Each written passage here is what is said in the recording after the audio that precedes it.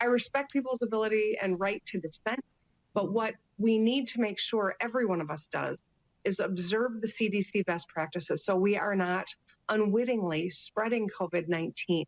The worst irony that could come about from these demonstrations is that they forced us to stay in this posture longer than we're already planning to. It's the last thing any of us want. Governor Whitmer of Michigan telling folks, if you have a problem with my dictates, like you're not allowed to go from one house to the other that you happen to own, you're forcing us to stay in longer.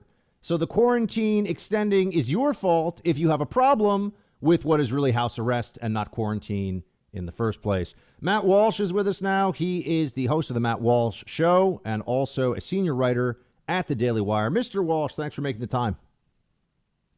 Hey, Buck, thanks for having me. So you have separated yourself from many others online by being willing to ask questions about this and to actually criticize the lockdown. Where do you think we are now as a nation, which is different from how it might feel for people here in New York? As a nation at this stage of this lockdown, what are your thoughts? Well, I think that, look, no rational person denies that it's been very bad, to put it mildly. Many people have died. It's obviously a serious issue, as I have never denied, and I think most of the people that are criticizing the lockdowns don't deny that, despite how we're portrayed as being deniers, virus deniers, or whatever the stupid phrase is that's being used. So it's obviously a bad situation, but at the same time, we're in the middle of an economic crash, and we're looking at 30 million unemployed by next week. By the time the numbers come out next week, many more than 30 million. On top of the destruction of our civil liberties and basically the effective suspension of the Bill of Rights across the country. And so I think we can officially look at this and say that as the saying goes, the cure has been worse than the disease. And I'm also not convinced, and based on the data that I've read and based on what we're hearing from the so-called experts, I'm not convinced that, in fact, we have saved any lives in the long run by these lockdowns, because unless we're going to stay locked down until there's a vaccine, if there is even a vaccine, but unless we're going to stay locked down, unless we're prepared to do this for a year or 2 years or 3 years or whatever, however long it takes, we're going to have to go back out into the world at some point when the virus is still there. Not only still there, but the virus is going to be, when we emerge back into the world, whenever that is, the virus is not only going to still be there, but it's going to be more prevalent and more widely spread than it was when we went in. So we're going to have to face that eventually, and now we're going to face it with a destroyed economy, whereas before maybe we could have faced it with a still healthy economy, and I just don't see how that is a better situation for us. What do you think of the president's decision to allow it to be left up to the states, but then the president also seems to suggest that it is also his decision at the same time, which I feel like he's giving himself a little bit of the worst of both worlds? Yeah, I think listen, if anybody wants someone to defend the White House's approach to this entire thing, I'm not the guy for that. I think his communication on this throughout has been pretty abysmal. He seems to change his mind almost by the day. I mean, you look at he was talking last week about we're going to open up the states. We're going to do it in a thoughtful and considered way through phases. Okay, I'm with that. I mean, I actually don't think that we need to take as long as what he proposed. But then the next day he was all caps tweeting "liberate the states," right? And so, and then Georgia says, "Okay, let's liberate," and then he says, "No, that's too soon." So to me, it's confusing, and I do think he's kind of doing the worst of both worlds. For him to come out and say, "Well, I could open the states if I want to," of course that's not true. First of all, there's no reason to say because it's not true. He doesn't have the power to just open the states on his own. But now he's now taking ownership of whatever happens, and the economic collapse and everything. There are some faulty arguments out there that I've heard some conservatives make about the interstate commerce clause means that the president can just dictate to the states. But that's actually a progressive argument that has been used to violate and distort the Constitution and federal law for a long time. So I certainly wouldn't want to see Trump do that. When do you think, though? I mean, we came in with Governor Whitmer in Michigan. We've had mothers being arrested in front of their kids for playing in a park, even though now we find out that air and sunlight and humidity are actually killing the virus. We've seen all kinds of petty abuses of power. Do you think that we're going to head to a point where people are just going to have to non-comply, or are most state governments going to figure out that we have a limit with this? I think we already are seeing at least the mobilization, the protests in certain states, like in Michigan, and I think that's very encouraging sign, in my view. There's a limit. You can't lie. You just can't. That's the other problem with the lockdowns. Anyone who wants to extend the lockdowns for months on end, you can't do it. People aren't going to do that. They're not going to stay locked in their home that long, especially in the United States of America. We still do cherish our freedoms. I think probably not as much as we should, but we still do cherish them. So it's just not going to work. And this stuff that we're hearing now about how, as you mentioned, the sunlight and air being a good way to slow the transmission of the virus. Now, it's good that we're now getting good data on that. But I think any rational, logical person knew all along that obviously it's better to be outside in the sun than to be cramped up inside with recycled, recirculated air where you're in close quarters with people. So all this freaking out and panicking people are doing over, for example, people going to the beach in Florida. I've been saying all along, it seems to me that the beach is probably the safest possible place to be, as long as you're not right up on top of other people. But if you're giving yourself a little bit of distance, you're on the beach, you're in the sun, there's a lot of wind and air circulation. It seems like a pretty safe place to be, and certainly better than being, potentially locked in a home. Yeah, I just on that beach thing, I remember people were saying, "Oh, all these spring breakers came back with COVID-19," and I don't want to be that guy, but and Matt, you don't strike me as somebody who went too wild on spring break. I don't know, but I remember spring break, and it's not the long walks on the beach that might get people to give each other COVID-19. Yeah, exactly. I had the same thought. I mean, how do you think these kids were transmitting it? It wasn't parasailing. I can tell everybody that. Right, and I mean, yeah, exactly, and I don't think it was just tossing the frisbee around either. But even with that, I mean, there from what I read, there weren't that many spring breakers that came back with the virus. No, just a few dozen, I think, was what I saw. Yeah. Yeah, so I actually thought that was kind of encouraging, considering this was in the early days of the outbreak, and this is spring break, and people are pretty close and intimate with each other. We'll just leave it at that.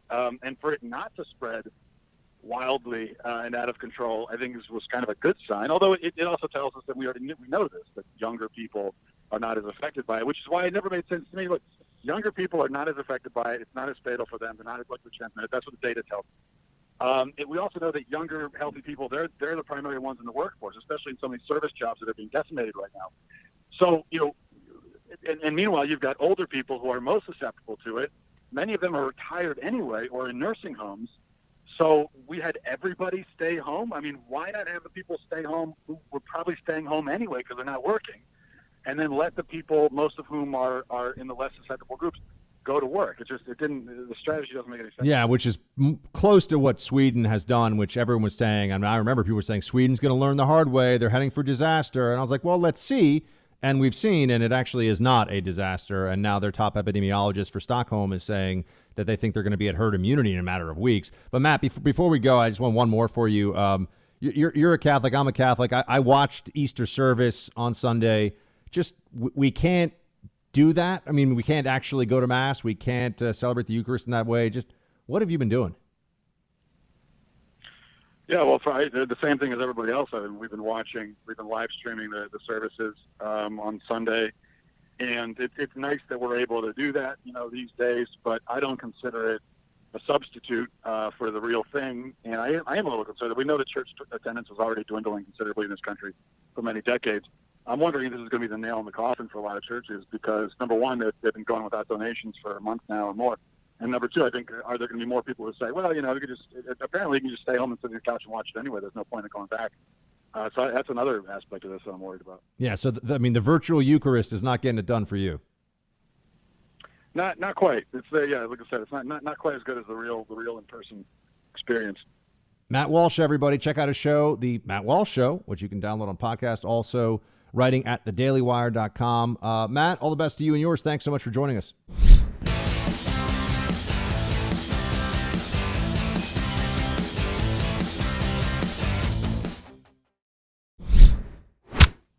I think we will come up with things as time goes by. Again, when I started, we started with nothing, essentially. We started with a broken test, a test that didn't work. We started with a test that did very few people, not millions of people. The problem is if we did 350 million tests, one for each person, the media would say, oh, you should have done two for each person. No matter what you do, it doesn't make any difference. Now, I know people are going to say that Trump's just being a wise guy here, but what he's saying is true. The tests really are only valid. If you wanted them to be valid, you'd have to test people every couple of weeks. I mean, they're a useful diagnostic tool. They are not the silver bullet against the coronavirus. And the media keeps talking about them because it's a way of sounding like you have a real idea, sounding like you have a legitimate ground of criticism against the president, when, as we know, the states are very much, once again, involved in testing. And ultimately, there's no such thing as a perfect testing system. Now, this is where you have a little bit of a back and forth between Fauci and Trump. Here's what Dr. Fauci says about this, play 9. We absolutely need to significantly ramp up not only the number of tests, but the capacity to actually perform them so that you don't have a situation where you have a test, but it can't be done because there's not a swab or not an extraction media or not the right vial. All of those things got to be in place. I am not overly confident right now at all that we have what it takes to do that. We're getting better and better at it as the weeks go by, but we are not in a situation where we say we're exactly where we want to be with regard to testing. I think anybody that has any realistic evaluation of what's going on in the trenches will tell you. Again, we're doing better, and I think we're going to get there, but we're not there yet. What is there? I don't see the press really asking that question of Dr. Fauci. We have what about test and trace? Think of the constitutional issues that will come up with finding out where people have been, where they've gone, who they've talked to. This is now going to be a function of the state. This is something that we're going to expect people to just be okay with, that they're going to know where you've gone. They're going to know who you've talked to and everything that you've done. I would think that everybody would recognize the very clear constitutional issues in all of this. I would think that, they would recognize this. But, right now we're all so scared and everyone's so on their back feet about this. We'll have to see. Contract tracing for certain things, STDs, TB, those have been effective in the past, but those are much less readily and surprisingly spread than this, right? I mean, especially STDs. You know how STDs are spread. But there's also some interesting theories about whether epidemics die out over time just because, and there's no real answers about why it happens, Why did the Spanish flu of 1918 go away? Enough people were infected that we had global herd immunity? It's one explanation, sure. Why did SARS go away? There are theories. I'm not saying we have but there's not absolute proof on these things. There's so much still that we don't know epidemiologically about, a lot of things, but certainly about this COVID-19 disease. And the testing capability argument, I just feel like when are we there and how good are we supposed to expect that to be, considering that we were really led to believe that if we did the whole lockdown, hasn't the lockdown suppressed the virus? If the lockdown works the way we're told it does, and this has a 2-week incubation period, shouldn't the new infections have essentially ground to a halt in most places? I mean, are people really walking around still? I mean, if they've been home and isolated for 2 weeks, are they still? How could they still be infecting people? I'm wondering. This all seems like it doesn't really add up or make sense. Yeah, I know there's essential workers and people can still get infected in hospitals and there's ways that it could happen, but how would a major spike happen? We don't have any large gatherings of people. We've had now over a month of lockdown, and the incubation period for this isn't supposed to be longer. I haven't seen anything that says it's longer than a month. Again, maybe that will change. But the the testing capability. So if we have, let's say we all had, I mean, I'm really trying to think through this with all of you. Let's say we all had rapid tests where, you know, producer Mark or I could just go home and, I got a cough. I think I might have COVID-19. You know, bloop, I take a saliva sample. I put it, you know, I do the thing and the this, and I put it in a little solution. And within 15 minutes, it tells me if I have COVID-19 or not. So is the idea that everybody in the country is going to have that and do that? What about asymptomatic carriers? Because then once we start to reopen, I could be an asymptomatic carrier. So I have no reason to take the test. Am I going to take a test every 2 weeks? So if I'm an asymptomatic carrier and we start reopening and I start going into workplaces and I take some basic precautions, but let's say I still don't realize it and, you know, I cough on my hand, you know, all the ways that we hear about how this is spread, and I give it to a few people and they give it to a few people and they're asymptomatic for a couple of weeks. I mean, how much testing do we really need? How much testing? And I'm not asking, sometimes I ask questions that I know the answers to. Here it feels like I don't know the answer, but I'm also not sure anybody really knows the answer. And this has become an easy fallback because experts want to believe that they know what to do. And there's so much that they don't know. They know to tell us to do certain things that we don't want to do. But when we ask them for real answers about other things, they don't have them for us. And I think it's fair to ask, well, how long is that supposed to continue like that? How long is that supposed to be the case? And we just accept this. Trump says he does not agree with Fauci on this. Play 10. Again, testing, we're doing very well on testing. We've tested far more than anybody else anywhere in the world. And within a short period of time, you'll be hearing about new tests that are coming out that are going to be incredible. Do you agree with Fauci that we're just not there yet? No, I don't agree with him on that. No, I think we're doing a great job on testing. I don't agree. If he said that, I don't agree with him. Yes. Now, they're going to make a big thing of that, but what he's saying is, no, we're doing a great job. Fauci's saying we're not yet at the perfect place that I want us to be in before we go out into society. There's really not a lot of daylight between them on that, but the media will make a big thing of it because that is what they do. You know, a lot of you have kids. A lot of you have kids at home, and you're probably dealing with schooling them. And since you're home, I believe it is called homeschooling. Well, there is already a bit of a backlash from the establishment. While you have no choice but to homeschool children who are stuck at home with you, if you're going to school them at all, the establishment doesn't want you to get too cozy with this. They don't want you to think that this is a viable option. And there are some out there who are already taking a very all systems go on the attack approach to homeschooling, including from the elite echelons, the ivory tower of Harvard University. We'll get into that. Stay with me.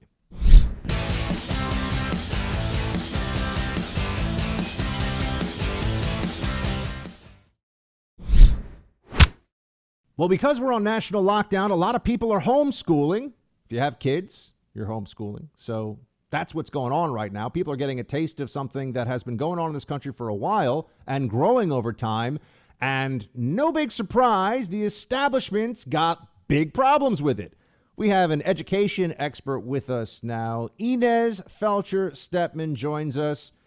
She's a policy expert on education. She writes for the Federalist. She's all over the place. Inez, thanks so much. Thanks for having me, Buck. It's always great to be here. Okay, so let's just start with the reason that this got some attention on the media radar for folks like me was this piece written, what was in the Harvard University magazine about homeschooling. And it's essentially just trashing homeschooling, right? Like homeschooling is here. I have a quote that I can read to you from it because I thought it was so wow and unbelievably out of touch. Condescension. The whole article is just spectacularly elitist. But yes, go ahead. The issue is, do we think that parents? This is the quote. Do we think that parents should have 24/7 essentially authoritarian control over their children from ages 0 to 18? I think that's dangerous. I think it's always dangerous to put powerful people in charge of the powerless and to give the powerful ones total authority. She's talking about parents. It's amazing. It's Marxism for the family. To put it in the oppressed versus the powerful frame is ridiculous. Of course, that's very much contrary to our own constitutional tradition, which recognizes a parent's right to choose their children's schooling, among many other things that parents make for children, like medical decisions. our entire system recognizes the fact that parents should be the ones making decisions for their minor children, with very, very rare exceptions aside when the state can prove abuse, for example. But she makes three claims, right, in this piece. She says that homeschoolers, first of all, that they expose their kids to higher levels of abuse. That is debunked by research, right? It's actually public school kids who are exposed to higher levels of abuse than homeschool kids, even though, of course, it can happen anywhere and it's terrible. But there's no evidence that homeschooling increases the risk of children being abused. And second, she says somehow that kids are going to academically not be prepared for life.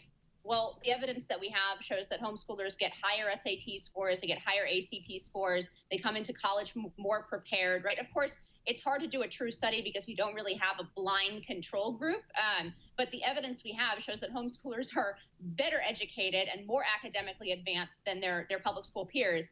And third, she makes, I think, the crux of the heart of what she really wants to say, even though she kind of dances around it, which is these homeschoolers are just not teaching what she thinks their kids ought to learn.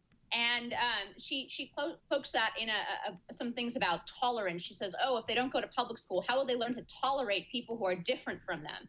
Well, even there, the evidence we have shows that homeschoolers and kids who go to private school through school choice programs, by the way, actually in surveys are more likely to say that those who are different than them deserve civil liberties, deserve natural rights. So again, they are more tolerant than kids in public school, according to the research. So the research says she's wrong on all three counts.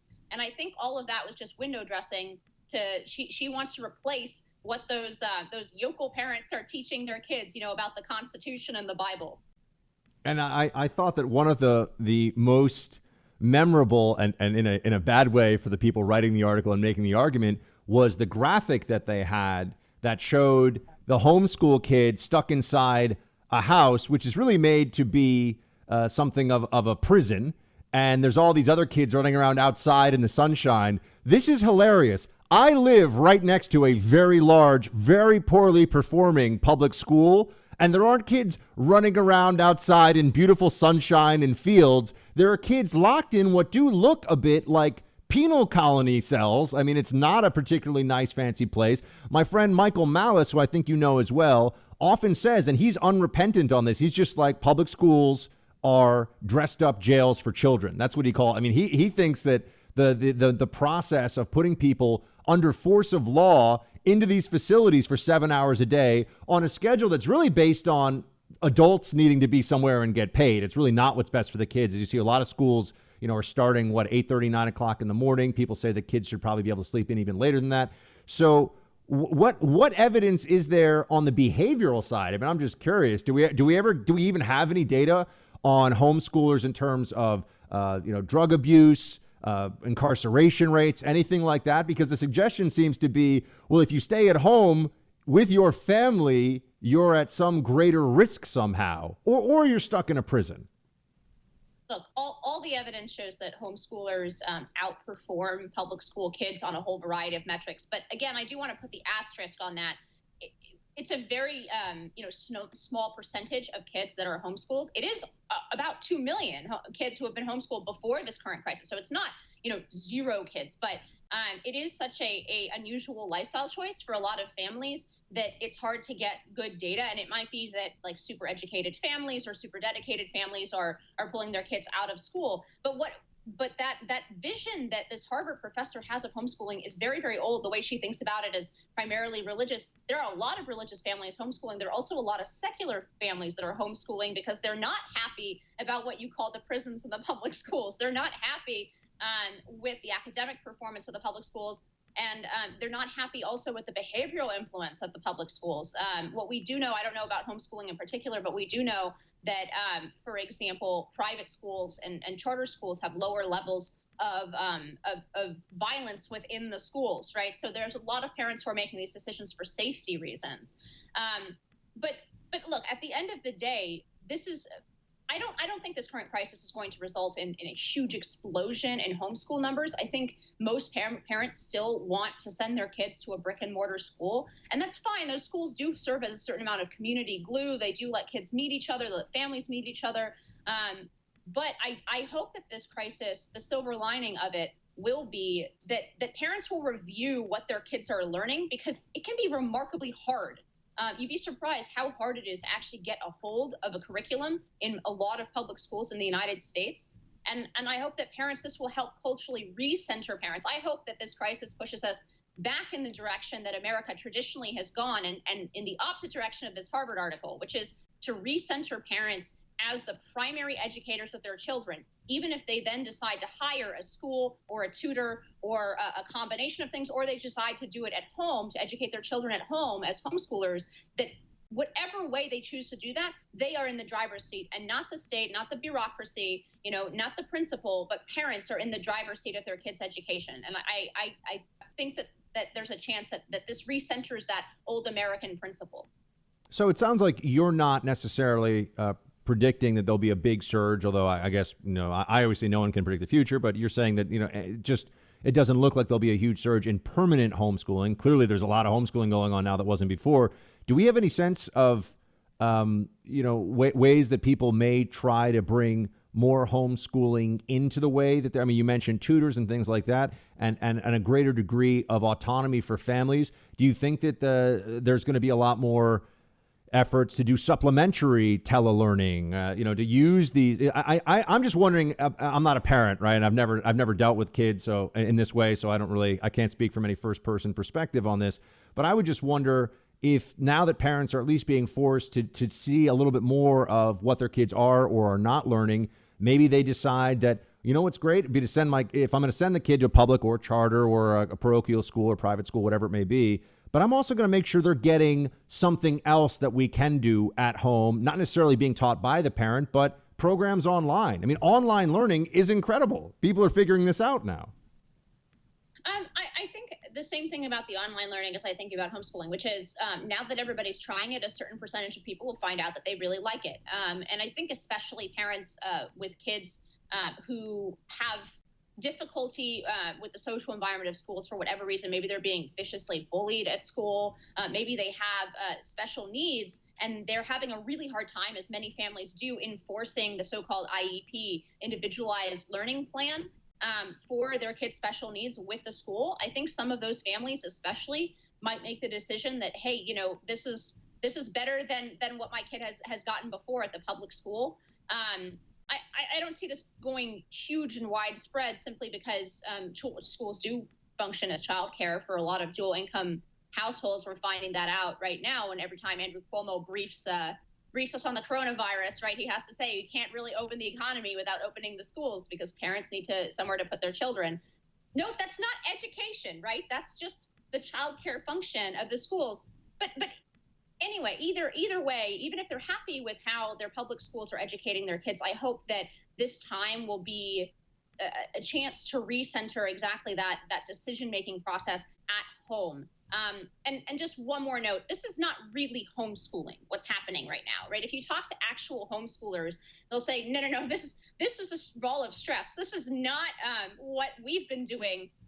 So, most homeschoolers, they have co-ops. They go to activities outside with other homeschoolers. They're swapping ideas, swapping curriculum. It's not a sudden you're stuck at home. You're trying to do worksheets and stuff online. I think that's a lot of the things that parents are really frustrated with right now.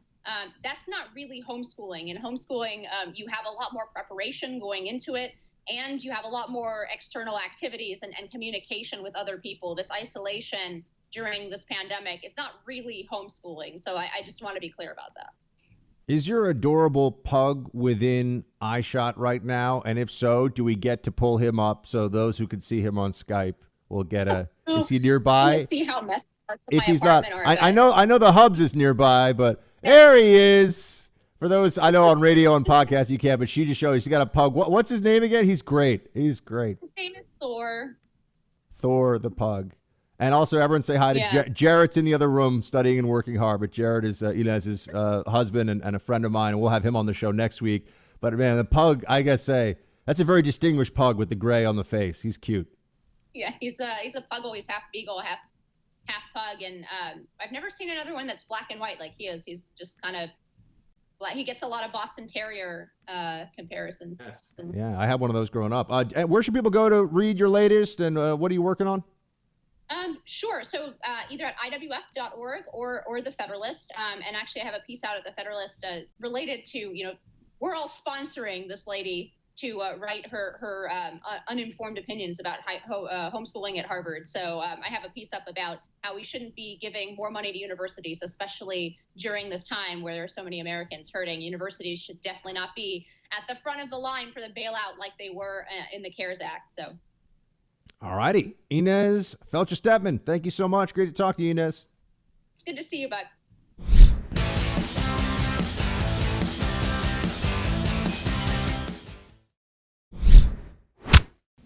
When Donald Trump says he doesn't want vote by mail, he says it despite the fact that he has used it himself. And he dislikes it despite the fact there is no evidence of fraud. We have had this form of voting for decades. The challenge that he sees is that it will increase the likelihood of those who are confined to home actually using that time to participate in the election.